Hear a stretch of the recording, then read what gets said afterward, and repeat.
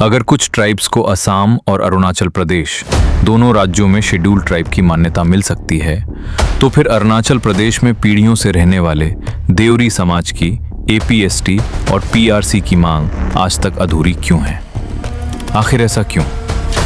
क्या इस सवाल का जवाब किसी के पास है, या फिर ये सिर्फ एक साइलेंट इशू बनकर रह गया है? नमस्कार दोस्तों, मैं हूं आपका भाई उज्जवल नारायणपुर।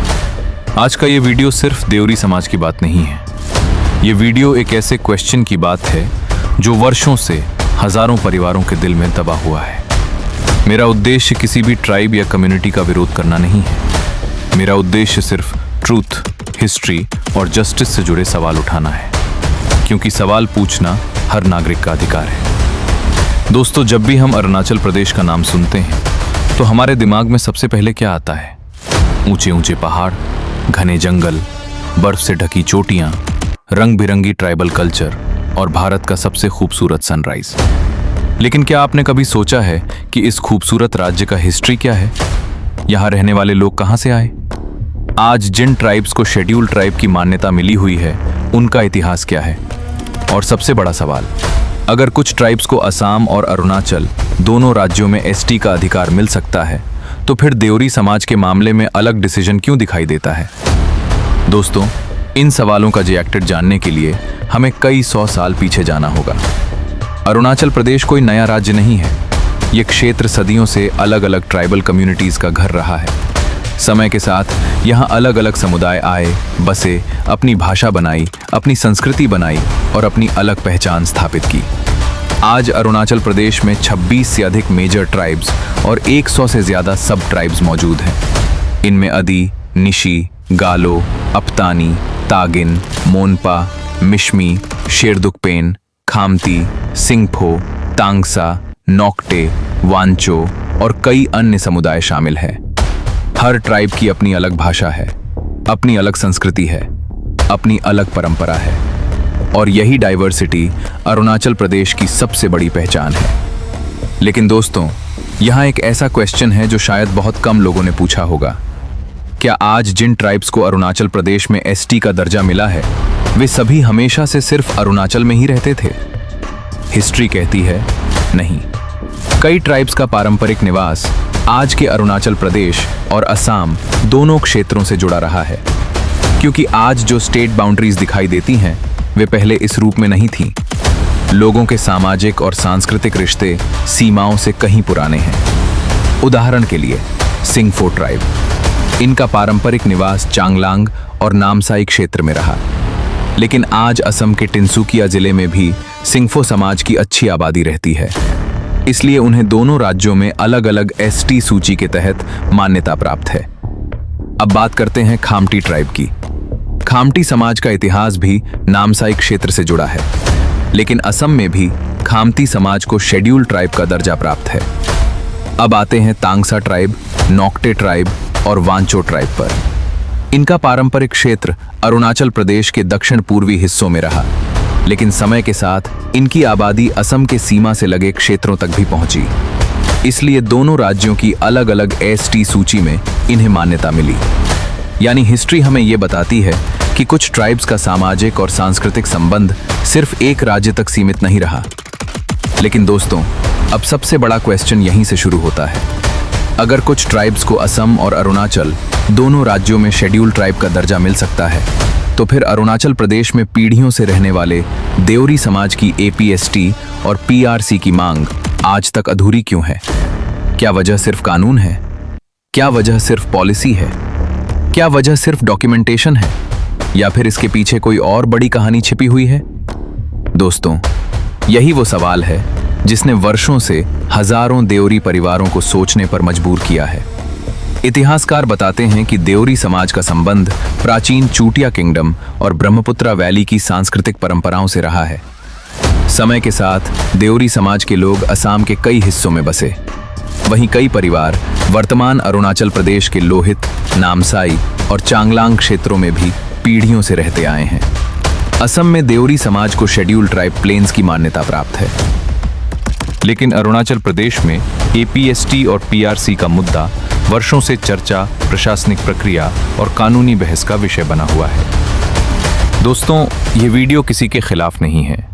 ये वीडियो सिर्फ एक फेयर डिस्कशन की शुरुआत है, क्योंकि जब सवाल इतिहास का हो, जब सवाल पहचान का हो, जब सवाल अधिकार का हो, तो उस पर खुलकर चर्चा होना भी उतना ही जरूरी है।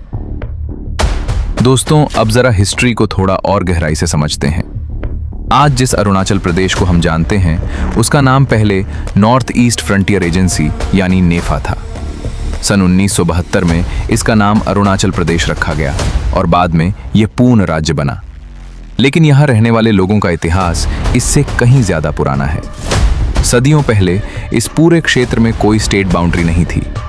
न असम की आज जैसी सीमा थी, न अरुणाचल प्रदेश का अलग राज्य था, न डिस्ट्रिक्ट की बाउंड्री, न चेक गेट, न कोई बॉर्डर।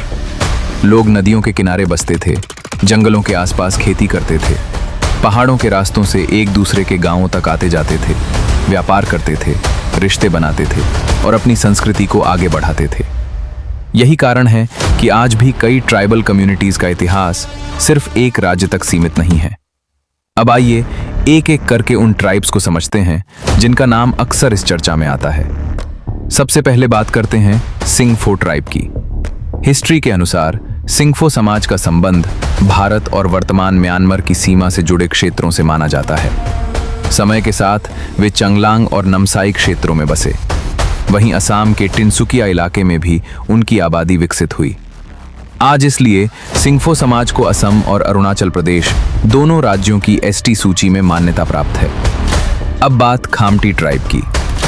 खामटी समाज का इतिहास भी पूर्वी हिमालय और दक्षिण पूर्व एशिया से जुड़े प्रवास से जोड़ा जाता है। बाद में वे वर्तमान नामसाई क्षेत्र में बसे। समय के साथ उनका सामाजिक और आर्थिक संबंध असम के कुछ हिस्सों से भी बना, इसलिए उन्हें भी दोनों राज्यों में शेड्यूल्ड ट्राइब के रूप में मान्यता मिली। अब बात करते हैं टंगसा ट्राइब की। टंगसा समाज मुख्य रूप से चंगलांग जिले के आसपास के क्षेत्रों में रहता आया है, लेकिन सीमा से लगे असम के इलाकों में भी उनकी आबादी मौजूद है। इसी कारण उनकी पहचान दोनों राज्यों की एसटी सूची में दिखाई देती है। इसी तरह नोक्टे और वांचो ट्राइब भी अरुणाचल प्रदेश के तिरप क्षेत्र से जुड़े रहे हैं।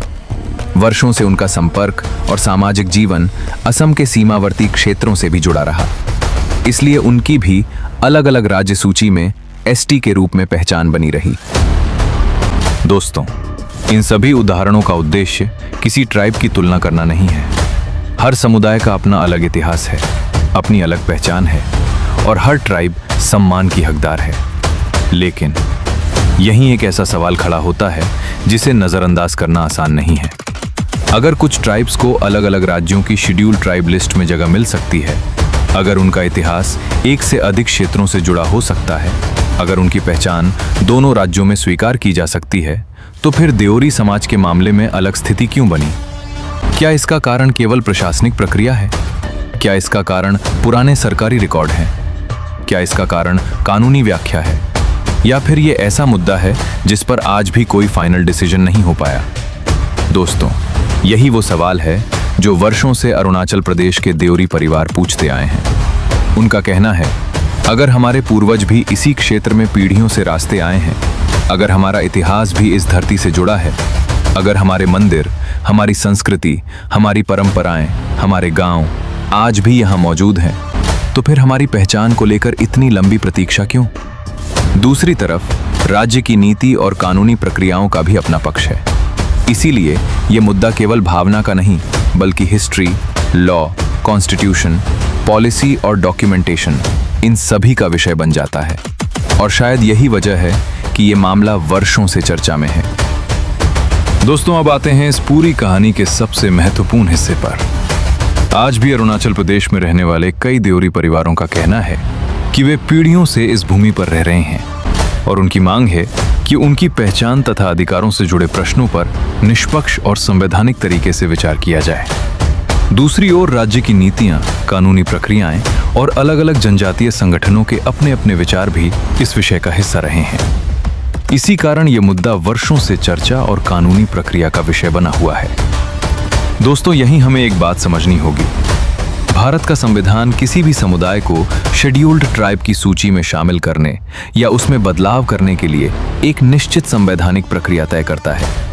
इसलिए ये केवल भावनाओं का नहीं, बल्कि लॉ, कॉन्स्टिट्यूशन, गवर्नमेंट प्रोसेस और एविडेंस का भी विषय है। लेकिन सवाल पूछना भी लोकतंत्र की ताकत है। अगर किसी समुदाय के लोग वर्षों से अपनी बात रख रहे हैं, अगर वे अपने इतिहास और दस्तावेजों के आधार पर अपनी मांग सामने रख रहे हैं, तो क्या उस मांग पर पारदर्शी और निष्पक्ष चर्चा नहीं होनी चाहिए? क्या ऐसे विषयों पर संवाद नहीं होना चाहिए? क्या इतिहास, कानून और सभी पक्षों को साथ रखकर समाधान खोजने की कोशिश नहीं होनी चाहिए? दोस्तों, मेरा उद्देश्य किसी ट्राइब को दूसरे ट्राइब के सामने खड़ा करना बिल्कुल नहीं है। अरुणाचल प्रदेश की हर जनजाति इस राज्य की पहचान है। हर समुदाय का सम्मान होना चाहिए। लेकिन किसी भी लोकतंत्र में सवाल पूछना, जानकारी लेना और तथ्यों के आधार पर चर्चा करना भी उतना ही जरूरी है।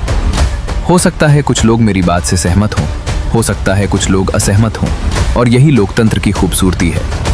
लेकिन एक बात हम सबको माननी होगी, बहस तथ्यों पर होनी चाहिए, सम्मान के साथ होनी चाहिए और बिना नफरत के होनी चाहिए। दोस्तों, अगर आज का ये वीडियो आपको सोचने पर मजबूर कर गया, अगर आपको लगता है कि ऐसे ऐतिहासिक और संवैधानिक मुद्दों पर और खुली चर्चा होनी चाहिए, तो नीचे कमेंट में अपनी राय जरूर लिखिए। लेकिन एक अनुरोध है, कमेंट में किसी भी समुदाय के खिलाफ अपमानजनक भाषा का इस्तेमाल मत कीजिए। अपनी बात तथ्यों और सम्मान के साथ रखिए। मैं हर विचार का सम्मान करता हूँ।